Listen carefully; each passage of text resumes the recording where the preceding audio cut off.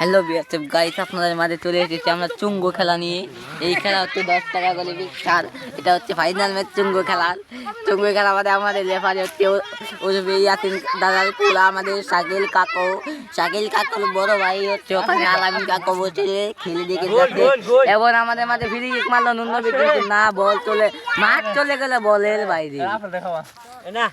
এখন আসো জুম করতেছে, আবার টানতেছে, এই যে রাজালপুর টাঙ্কা বইতে হবে খেলা করে কি রে, ওই যে বল মুজায় তাড়াতাড়ি বল লইয়া খেলা হবে। এখন বল শট দিবেন, দেখা যাক গতি কি করতে পারে। ব্যাক শট দিতেছে এখন আমাদের রাজালপুর, ইশারা দিল কিন্তু দেখা যাক।